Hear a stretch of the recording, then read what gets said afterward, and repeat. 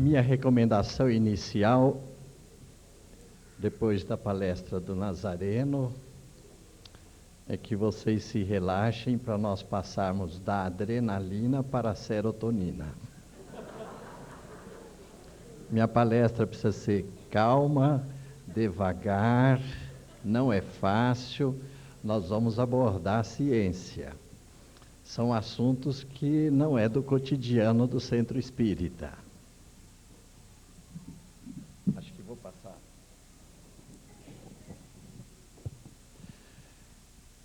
E para nós fazermos a ponte de ligação entre o que ouvimos ontem e o que pretendo apresentar hoje, convém recapitular que apresentamos uma visão rápida, mas dentro daquele contexto de cristianismo e os desdobramentos que ocorreram na nossa história a respeito das distorções que a mensagem de Jesus Cristo sofreu.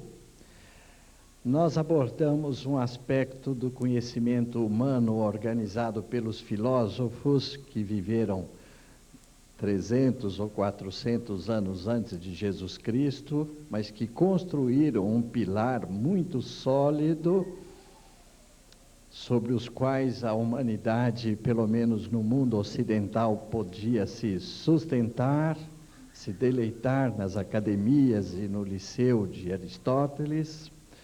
Nós comentamos com vocês princípios básicos da doutrina filosófica, principalmente aristotélica, e mostramos que esses princípios foram aproveitados 300 anos depois de Jesus Cristo, com contribuição de sábios, precisa lembrar bem disto, foram aproveitados para adaptar, acomodar o interesse de uma elite social, especialmente de Roma, da Grécia.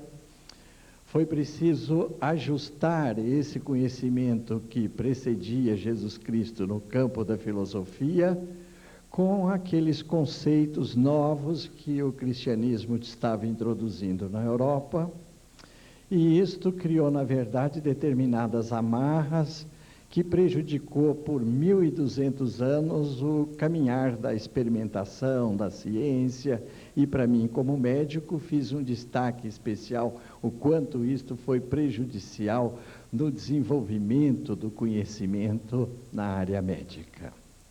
Mas, por outro lado, também apontei para vocês que a partir de 1500, ou um pouco antes, nós poderíamos dizer a partir de Nicolau Copérnico, mas principalmente do Renascimento para frente, nós tivemos uma pleiade de espíritos, de cientistas e de sábios que fizeram a grande renovação do pensamento humano.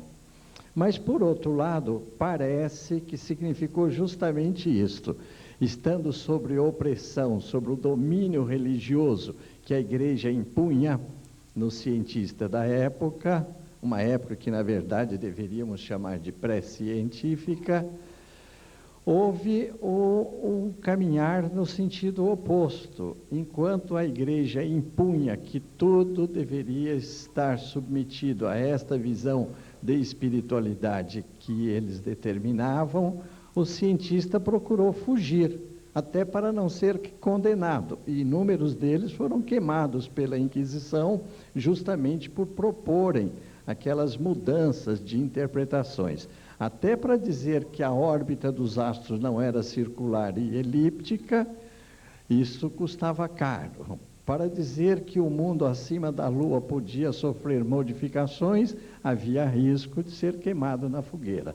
E outras tantas coisas mais sérias, como, por exemplo, ao desenhar o corpo humano com movimentos produzidos por músculos, André Vesalius foi expulso de Paris, teve que se refugiar em Bruxelas, porque ele estava induzindo esta ideia: quem movimenta o meu braço é o meu músculo.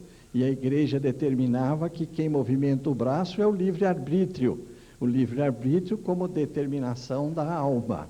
E contrapor esta ideia podia significar a morte. Então, na aula de ontem, nós percebemos isto. Houve 1.200 anos de opressão sobre a ciência, em que o pensamento religioso, baseado numa filosofia que eu apontei como maior destaque, Aristóteles, distorcia os ensinamentos de Cristo justamente para adaptar ao pensamento desta elite intelectual, especialmente de Roma, impôs toda esta dificuldade e a ciência acaba assumindo uma postura extremamente materialista. Não podemos criticar o cientista nessas circunstâncias, porque, afinal de contas, nós não vivemos hoje essa experiência de poder afrontar os religiosos e correr o risco de ser condenado à fogueira. Na verdade, eles tiveram que seguir esse caminho do materialismo para escapar. Olha que demorou 1.200 anos para conseguirmos os espíritos corajosos a fazer estas descobertas e esta nova visão dos fenômenos da natureza. Agora nós estamos numa situação muito cômoda, podemos expressar o nosso pensamento, provocar aí os antagonismos, as polêmicas, as interpretações as mais diversas, e o pensamento humano hoje é mais livre, mais aceito. Mas no momento, nessa nossa aula, eu quero caminhar com vocês dentro do contexto agora, já com o Espiritismo codificado, como que nós poderíamos, então, ver esses dois domínios, como está caminhando o pensamento religioso e o pensamento científico, mais especificamente no que nós esperamos como uma contribuição que o Espiritismo pode dar dentro destas duas áreas.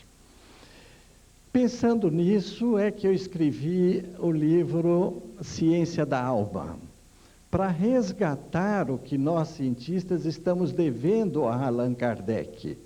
Como que historicamente nós poderíamos incluir essa figura exponencial que foi Allan Kardec, que produziu todo esse trabalho que hoje nós estamos aqui debatendo, tanto nos aspectos filosóficos, religiosos, e no que me atribui em particular essa feição científica da doutrina. Como que nós podemos enxergar Allan Kardec em termos de ciência, ou como um cientista? A minha opção, a minha escolha foi no estudo da mente. Qualquer um outro que tiver interesse pode abordá-lo dentro de uma outra temática, mas por ser neurologista, por conhecer fenômenos relacionados com a mente, eu enxerguei Allan Kardec como um cientista que esclareceu para nós esta função mente que existe no ser humano. Porque mente eu entendo como sinônimo de espírito, e ninguém esclareceu mais para nós o significado do que nós somos como entidades espirituais. É essa jornada que pretendo caminhar com vocês. Por outro lado, nós estamos percebendo que a ciência atual, o que ela está produzindo em termos de conhecimento, se nós partirmos daquele ponto onde parei, que foi Newton, quando Newton produziu aquelas célebres leis que explicam a inércia, o movimento, o efeito da gravidade, parece que ali estava o ponto final do conhecimento dos fenômenos da natureza.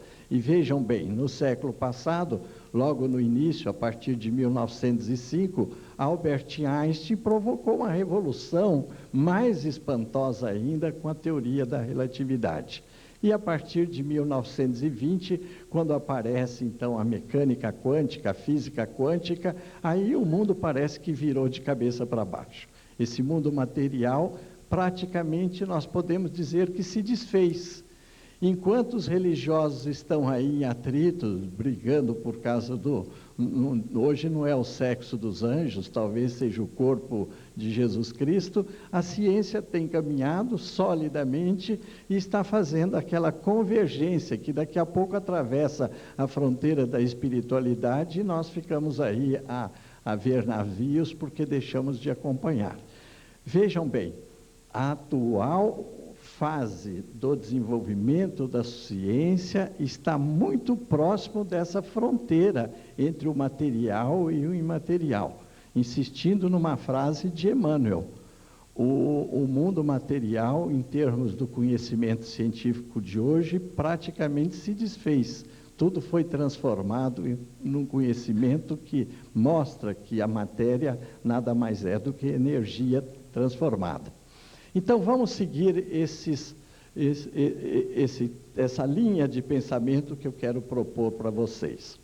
Vamos estudar o processo de construção do conhecimento, do esclarecimento, afinal, o que é a nossa mente?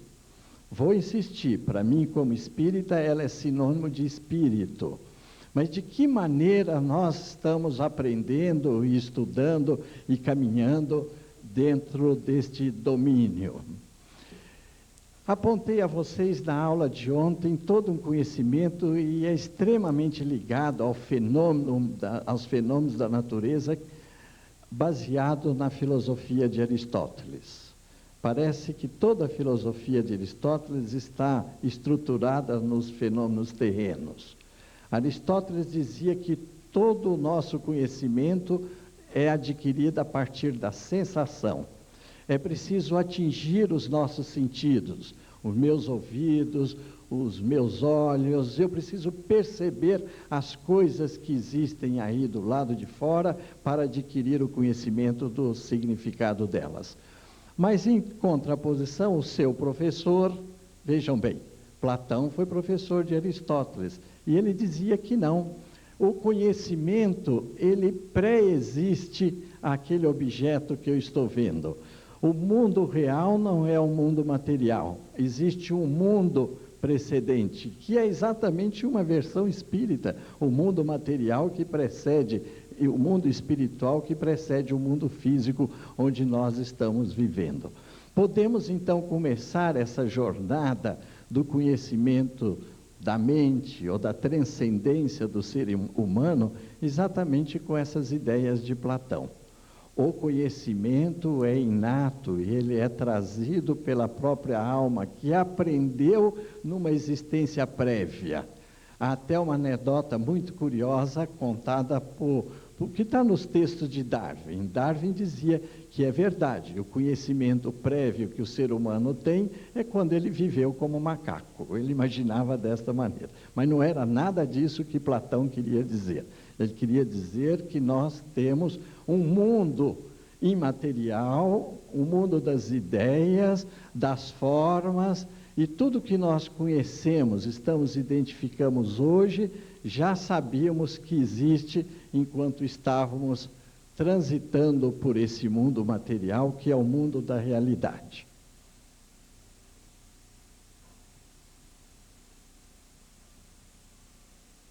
Nós devíamos ter feito um cursinho disso daí, porque vai ser difícil você...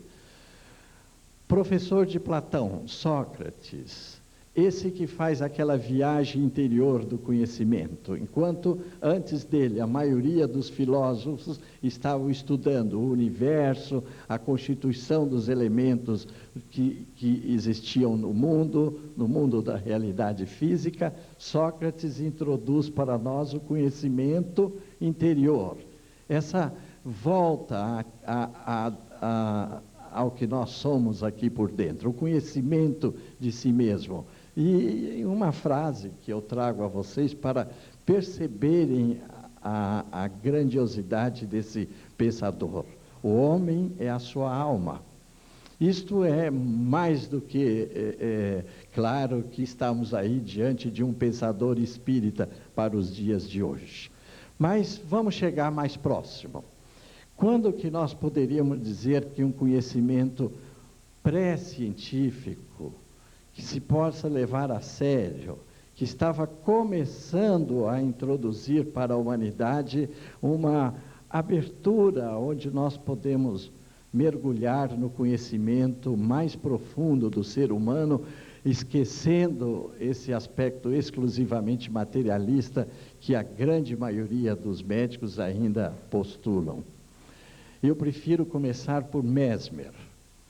Foi esta a ideia do magnetismo animal, da existência de um fluido que preenche todo o mundo, foi a possibilidade de nós induzirmos determinada pessoa num transe, e sobre esse transe nós adquirirmos determinados conhecimentos ou determinados efeitos de cura. Foi exatamente nesse momento que nós tivemos a provocação de uma atividade não rotineira dentro do nosso cérebro ou das nossas ações, porque estávamos produzindo um novo tipo de fenômeno, um fenômeno que foi chamado de transe. O Marquês de Purseguir chamava de crise perfeita, que ele conseguia produzir. Uma série de outros estudiosos desse tipo de fenômeno, eu estou me referindo ao transe magnético, ao transe sonambúlico que Mesmer e os seus discípulos conseguiam produzir. Que tipo de ocorrência se desdobrou a partir desse conhecimento? Aqui está um médico inglês que introduziu para nós o termo de hipnose. Porque para ele o que estava acontecendo aí era simplesmente um sono, que ele chamava de sono nervoso. Porque durante o processo de magnetização, de produção do transe, a pessoa mostra-se com uma certa sonolência. Daí o termo sono nervoso ser traduzido por hipnose. Mais perto de nós, e pouco tempo depois de Allan Kardec, Charles Richet, esse médico francês, que inclusive foi premiado com o Prêmio Nobel de Medicina por estudos que fez em anafilaxia, ele teve a oportunidade de estudar médiuns extraordinárias, como Eusápia Paladino. Só que ele fez uma outra interpretação para o fenômeno mediúnico.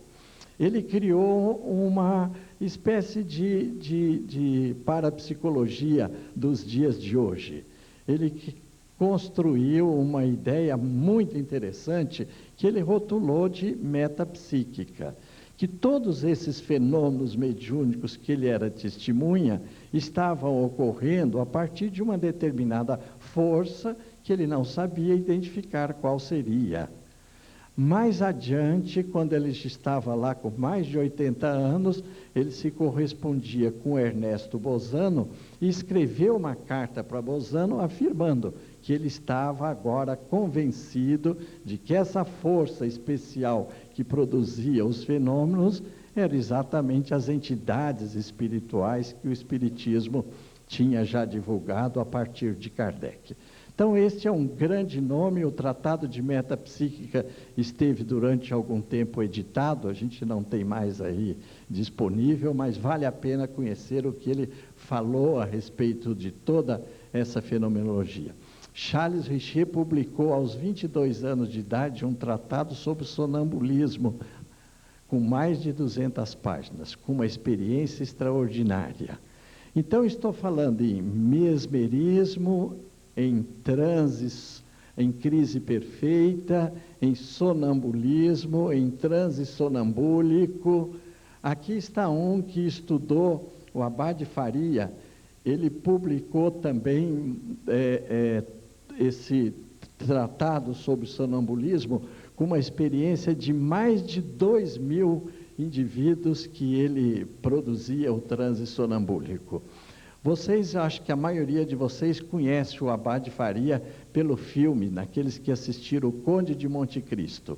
É aquele abade que está preso com o Edmond e revela o segredo da existência de um tesouro e que ficou aí popularizado pelo Alexandre Dumas quando escreveu o Conde de Monte Cristo. É este abade. Ele nasceu em Goa, ele falava português, portanto, então o livro dele não é difícil de ser lido. Ele depois viveu em Londres e fez todo este tipo de atividade nesse estudo. Costuma-se dizer que a hipnose é simplesmente sugestão. E ele introduziu um método para produzir esse tipo de transe, usando um determinado objeto e produzindo a fixação do olhar.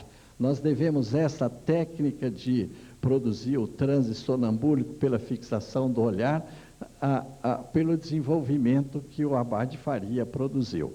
Mais ou menos na mesma época, tivemos dois grandes estudiosos. Um que era militar, o François Noisy, e o Alexandre Bertrand, que também publicaram experiências extraordinárias, com centenas de indivíduos que eles produziam o transe. Qual era a finalidade do transe sonambúlico? Principalmente finalidade de cura.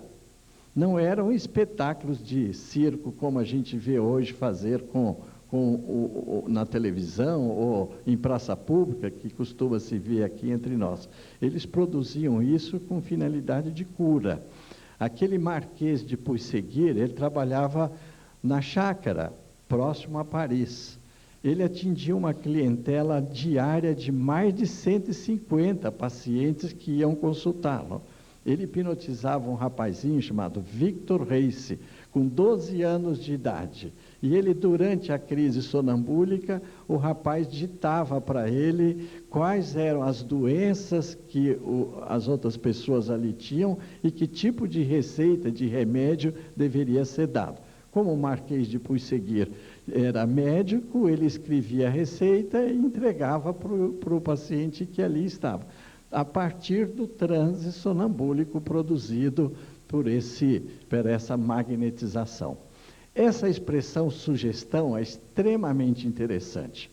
Foi usando a ideia de que o fenômeno do transe, da crise mesmérica ou do transe sonambúlico não passava de sugestão, que 4 sábios, quando avaliaram Mesmer, fizeram com que ele fosse praticamente expulso de Paris.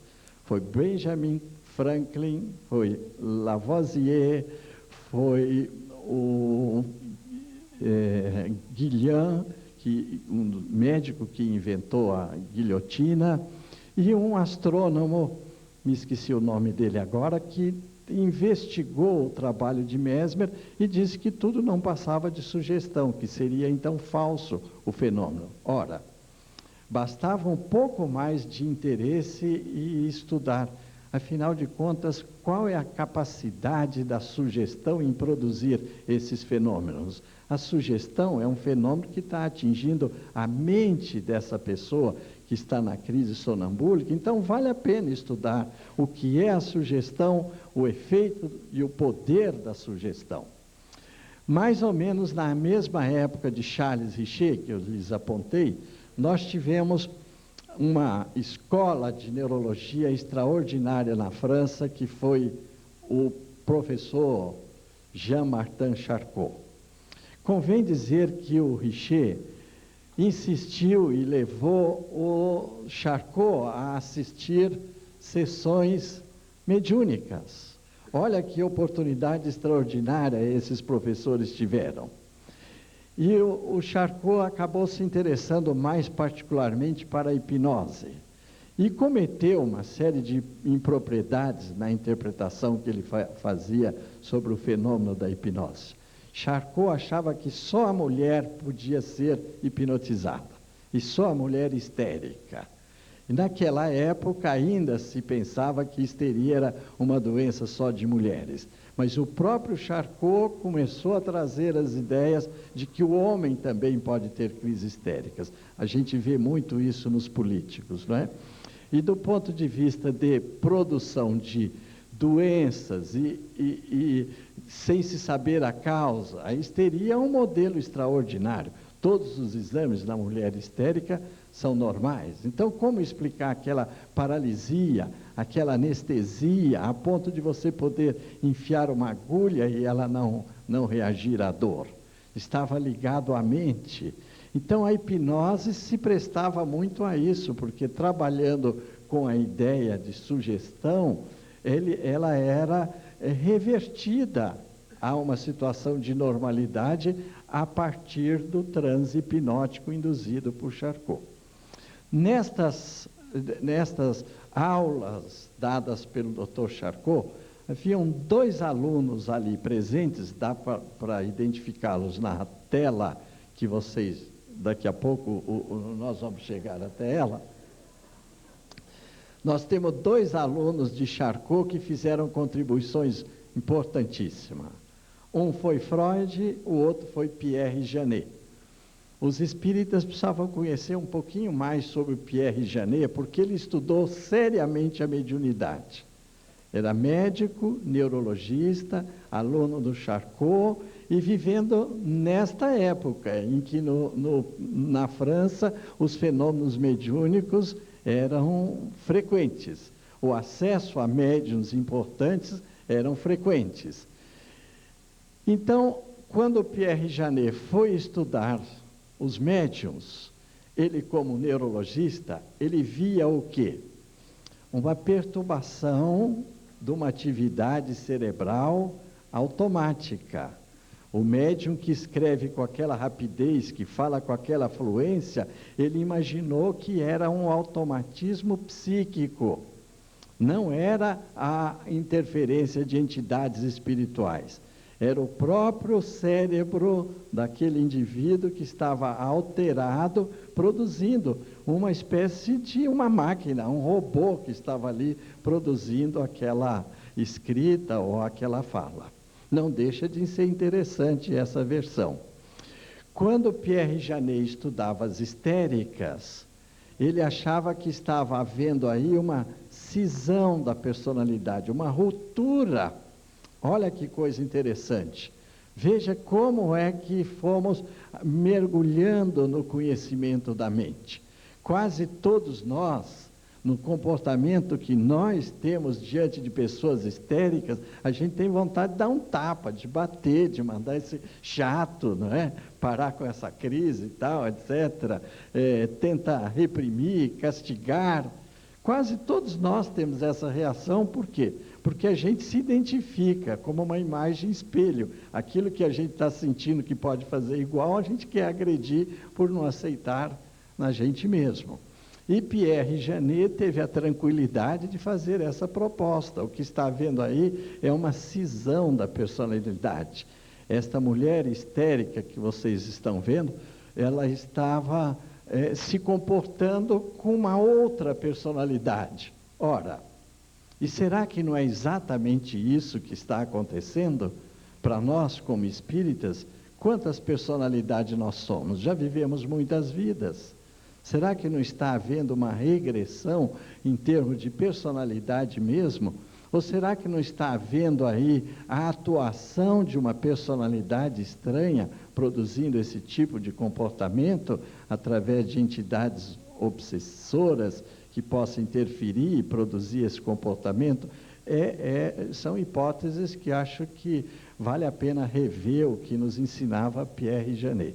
Ele estudou filosofia, depois medicina, entrou para a escola do professor Charcot, e em Uberaba, me contaram, um psiquiatra de Uberaba, uma das médiuns extraordinárias que nós tivemos lá, ela dialogava em francês com Pierre Janet, que era levado até a casa dela pelo Dr. Bezerra de Menezes. Então, o que ele aprendeu na França, apesar de não adotar a versão espírita para esses tipos de fenômenos, especialmente o fenômeno mediúnico, ele deve ter aprendido com Bezerra de Menezes ali na espiritualidade.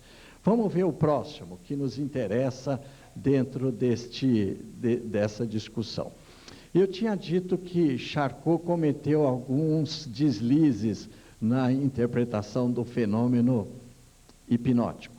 Ele dizia que só era possível produzir hipnose na mulher histérica. Mas bem próximos dele, numa outra clínica em Nancy, nós tivemos um trabalho extraordinário de 2 médicos que nesta clínica produziam hipnose em centenas de pessoas. Numa clínica que o Dr. Liébaud publicou um livro de 200 páginas só descrevendo casos que ele hipnotizou na sua clínica e produzia curas.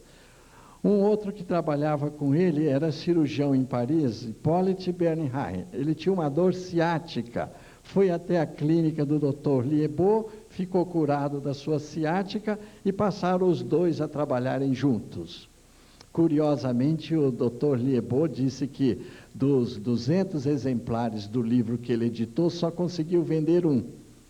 Estamos, então, com frequência, perdendo oportunidade de conhecermos um pouco mais a natureza humana. Mas lá naquela sala de aula do Charcot, nós tivemos um outro aluno, que é neurologista. A maioria de nós confunde Freud como sendo psiquiatra. Ele era neurologista e depois é que ele se desviou para outra linha de estudo e acabou introduzindo umas ideias novas, extraordinárias, construiu toda uma corrente de pensamento, criando a psicanálise, produzindo para nós uma investigação profunda do ser humano.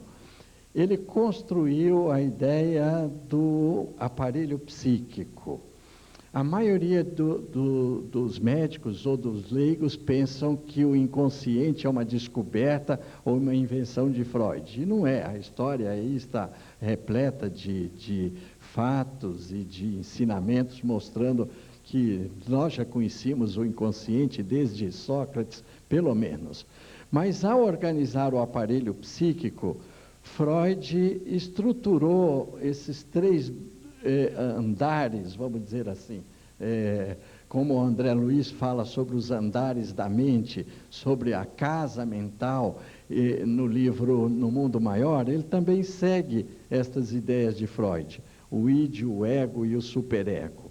Então, vejam, vocês estão percebendo que nós estamos compreendendo alguns dos fenômenos relacionados com a nossa mente.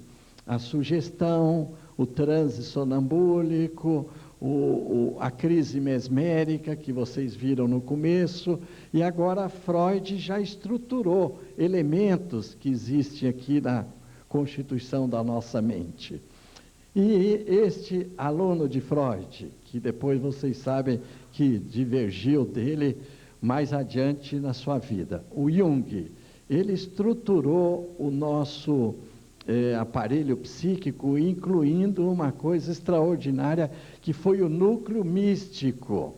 O Jung, inclusive, dentro da sua casa, ele fazia sessões espíritas, ele conversava com o seu protetor, mas ele nunca se declarou espírita, ele não teve coragem de se declarar como espírita, apesar de conhecer toda essa fenomenologia. Mas trouxe uma contribuição excepcional ao falar para nós sobre os arquétipos, sobre os tipos de personalidade e a existência desse núcleo místico.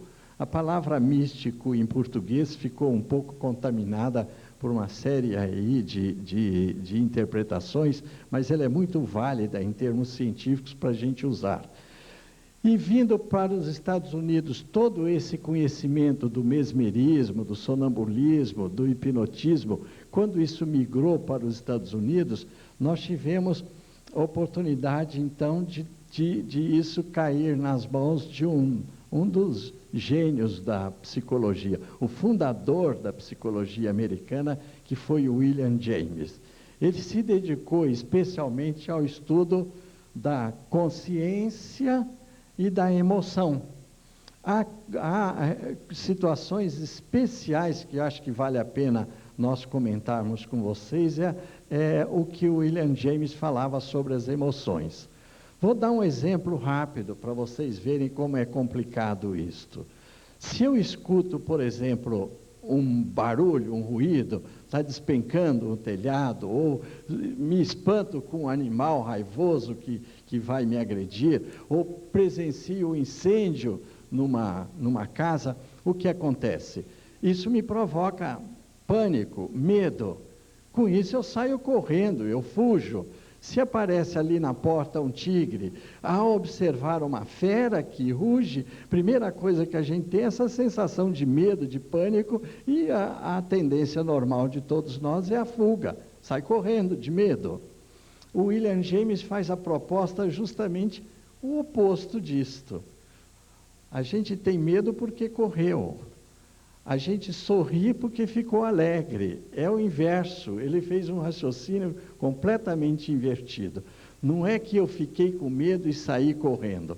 Eu saí correndo, o movimento das pernas avisou para o meu cérebro que tem alguma coisa errada, e por isso meu cérebro me diz, pois tenha medo, você está correndo de um tigre.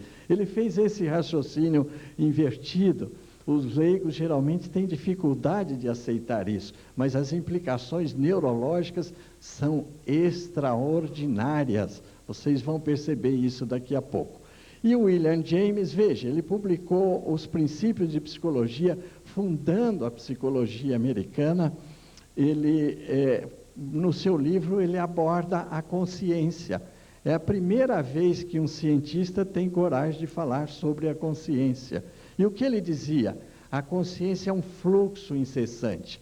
Ninguém é capaz de ficar sem estar pensando, sem ter consciência, sem estar em atividade mental.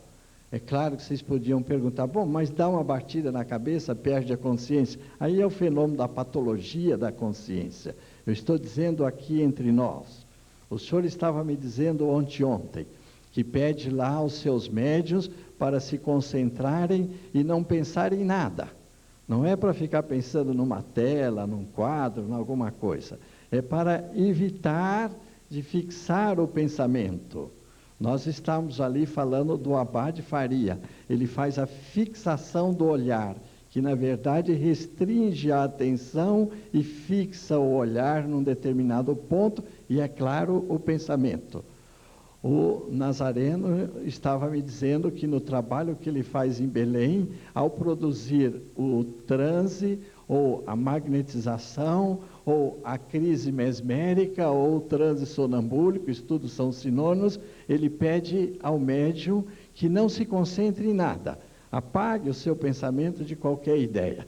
É o fluxo do pensamento. Simplesmente mantenha o fluxo, deixa fluir sem se deter em nada. Os chineses já ensinavam isso desta maneira, que o pensamento seria só energia fluindo. Vem daí a definição que os chineses dão do universo.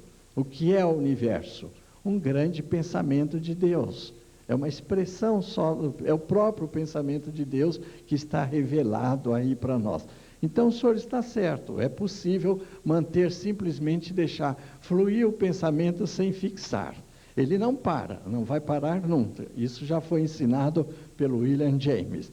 Todo esse trabalho, eu estou falando assim rapidamente, mas isso tudo está muito consistente, muito bem produzido no texto do Tratado de Psicologia do Dr. William James.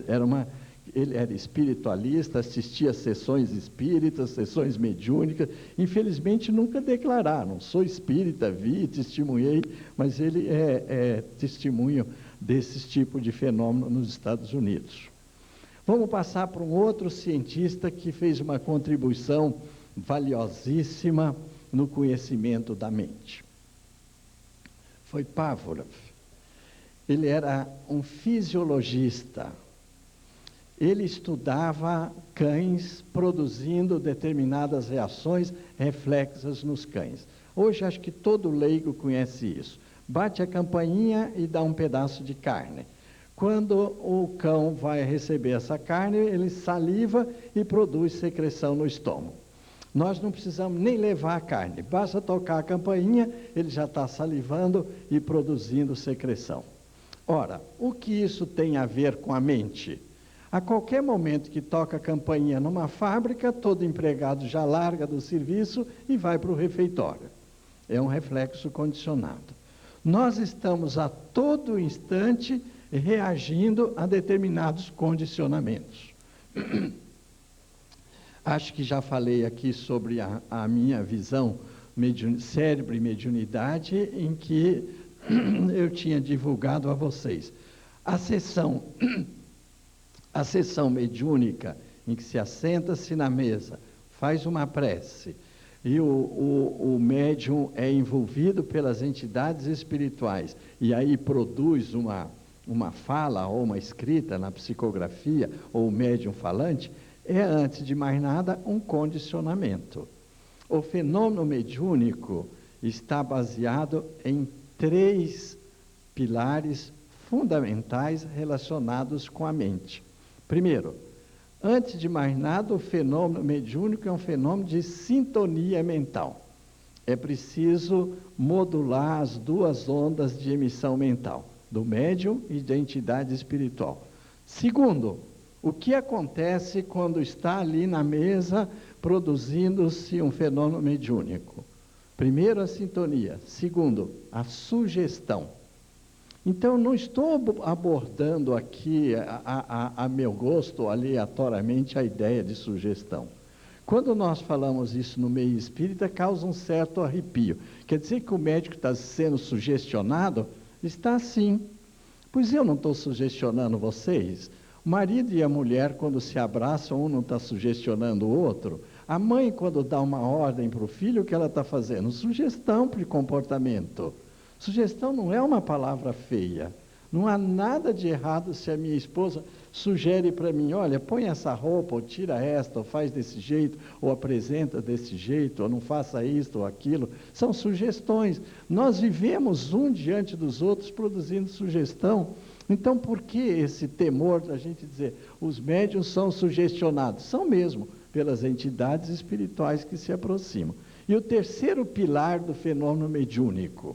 Eu estou destacando isso porque no ambiente espírita, quando eles me identificam como neurologista, a única coisa que espírita gosta de falar, mediunidade e neurologia, é sobre a tal glândula pineal.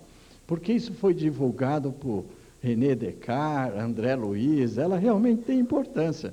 Mas a fisiologia do fenômeno são essas três coisas: sintonia, sugestão e condicionamento. Eu vou trocar a palavra de condicionamento por uma palavra que Emmanuel gosta muito: disciplina. Disciplina é condicionamento, nada mais do que isso. Obedecer horários, obedecer postura, obedecer regras, obedecer atitudes, obedecer comportamentos. Então, é fundamental para nós espíritas percebermos isso. Se você não tiver condicionado, chega lá e vai acontecer. Ora, você não produziu os três elementos fundamentais do processo. Isto é conhecer a mente. Isto é desenvolver atividade mental dentro do contexto da nossa doutrina. Mas, veja, olha que trajetória, a meu ver, muito bonita, desde Mesmer, Puigseguir, dos vários que eu apontei aqui com você, o Charcot, o Pierre Janet, o Charles Richer, o James Bride. Todos eles estavam trazendo para nós conhecimento sobre a natureza espiritual do ser humano, com terminologia acadêmica, com expressões que se referem mais à mente do que espírito, fazendo esta confusão. Mas, apesar disto, a ciência abandonou, a partir de conhecimento sobre a estrutura anatômica e a fisiologia do cérebro, houve de novo uma reversão. Saímos da escola francesa, saímos de toda esta trajetória que eu fiz de Mesmer até aqui com vocês e entramos num conhecimento médico sobre a química do cérebro. Por isso brinquei com vocês entre adrenalina e serotonina. A ponto de hoje voltamos ao materialismo para interpretar a mente. Este é um famoso neurologista, ele é português, mora nos Estados Unidos, tem um laboratório formidável de investigação do cérebro. Publicou 2 livros que estão traduzidos aqui por português.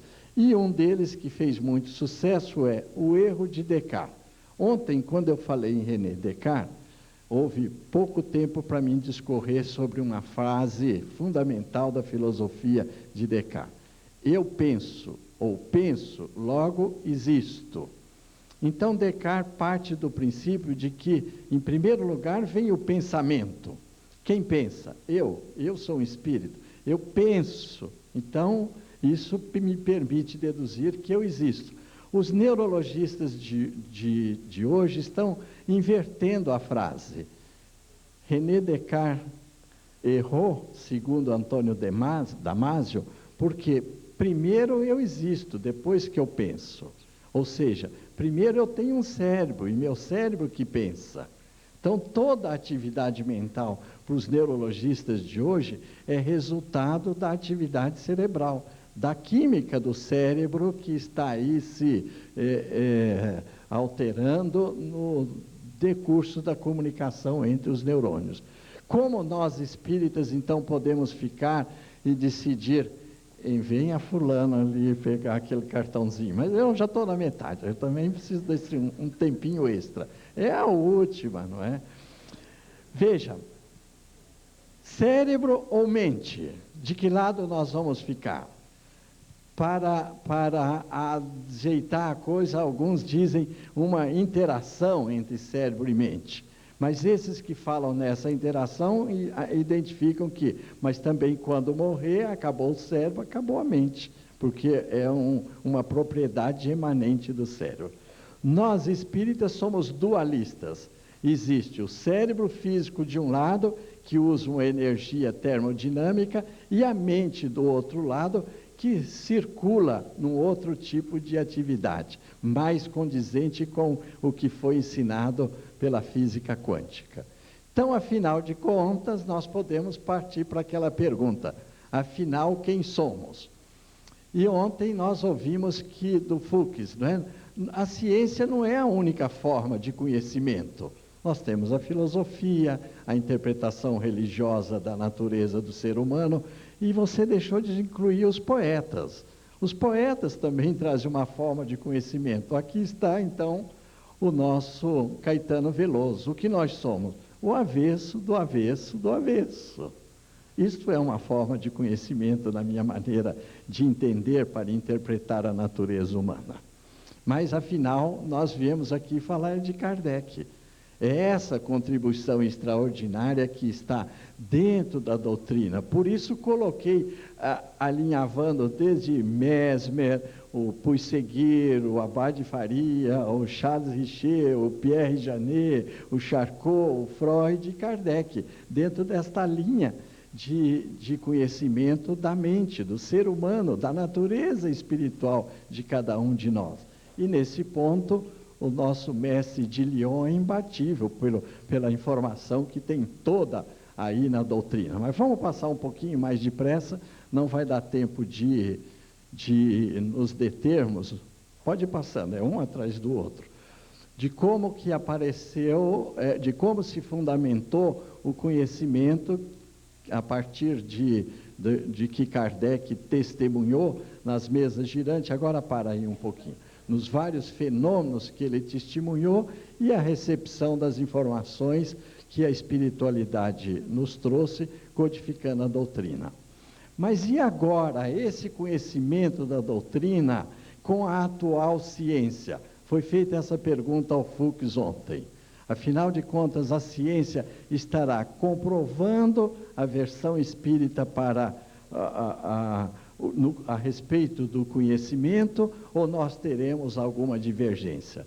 Pelo menos é perfeitamente possível não forçar ou adaptar às custas de uma visão simplória. A atual fase do conhecimento científico é muito complexa para que eu, como neurologista, possa esclarecer em todos os pormenores cada um de vocês que tiver esse interesse. Mas organizei aqui algumas ideias.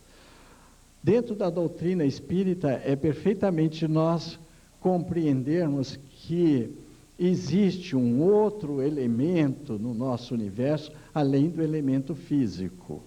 A partir do fluido cósmico universal, que é o elemento fundamental que estruturou toda a nossa realidade, nós podemos considerar que estamos diante de uma matéria especial chamada matéria mental, onde se produz toda uma criação neste mundo imaterial que Platão se referia, mas que ele é muito ativo sobre nós. Esse mundo espiritual, ele não está distante de nós, ele está... nós estamos mergulhados nele, e ele produz repercussões cotidianas sobre nós.